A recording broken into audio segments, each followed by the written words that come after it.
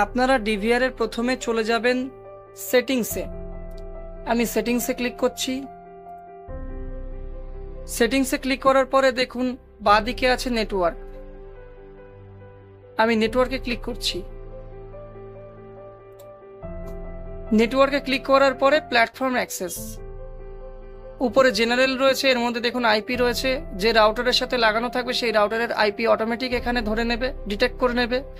এবং তারপরে এখানে চলে আসবেন প্ল্যাটফর্ম অ্যাক্সেসে। এখানে দেখুন স্ট্যাটাস দেখাচ্ছে অনলাইন। এছাড়া আমাদের যে সার্ভার আইপি আছে সেটাও দেখাচ্ছে, এবং এখানে যে বারকোড আছে সেইটা দেখাচ্ছে। এই যে বারকোডটা, এই বারকোডটাকেই আপনাদের হিকানেক্টে স্ক্যান করতে হবে। তো চলুন আমরা আবার হিকানেক্টে ফিরে যাই। কি করে স্ক্যান করবেন সেটা দেখে নিই।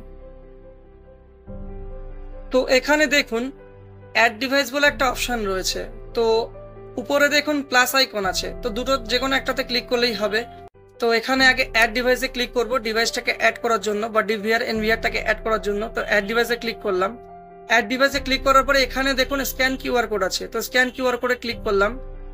স্ক্যান কিউআর কোডে ক্লিক করার পরে এখানে দেখুন এই যে বারকোড রয়েছে, এই বারকোডে স্ক্যান করব। এখানে দেখুন ডিভাইসটা অ্যাড হয়ে গিয়েছে, এবং এখানে ডিভাইসের যে মডেল নাম্বার, সিরিয়াল নাম্বার সেটা এখানে শো হচ্ছে বা দেখাচ্ছে। এবার এখান থেকে অ্যাডে ক্লিক করব। অ্যাডে ক্লিক করার পরে এখান থেকে আপনারা নাম চেঞ্জও করতে পারেন, এখান থেকে কেটে দিয়ে নাম চেঞ্জ করতে পারেন। এখান থেকে আমি সাপোজ ABCD নাম দিলাম। আপনাদের ইচ্ছা মতন আপনারা নাম দিতে পারেন। তারপরে নেক্সটে ক্লিক করতে হবে। নেক্সটে ক্লিক করার পরে দেখুন এখানে ডিভাইসটা অ্যাড হয়ে গিয়েছে, এখান থেকে স্কিপ করে দিতে হবে। স্কিপ করে দেওয়ার পরে দেখুন ডিভাইসটা অ্যাড হয়ে গিয়েছে। এই যে ABCD লেখা আছে, ABCDর উপরে ক্লিক করলে আপনারা যে কটা ক্যামেরা লাগানো আছে সে কটা ক্যামেরা দেখতে পারবেন। আমাদের আপাতত দুটো ক্যামেরা লাগানো আছে, আমরা দুটো ক্যামেরা দেখতে পাচ্ছি। তো এখানে ABCDর উপরে ক্লিক করলে আপনারা যে কটা ক্যামেরা লাগানো আছে সে কটা ক্যামেরা দেখতে পারবেন। আর এই যে কর্নারের যে একদম মাথায় কর্নারের যে আইকনটা দেখতে পাচ্ছেন, এই আইকনে ক্লিক করলে আপনারা প্লেব্যাক দেখতে পারবেন। এই যে মাথায় কর্নারে যে আইকনটা রয়েছে, এই আইকনে আপনারা ক্লিক যদি করেন তাহলে এখানে আপনারা প্লেব্যাক দেখতে পারবেন। তো চলুন আমরা একটু প্লেব্যাক দেখে নিই কিভাবে প্লেব্যাক দেখতে হয়।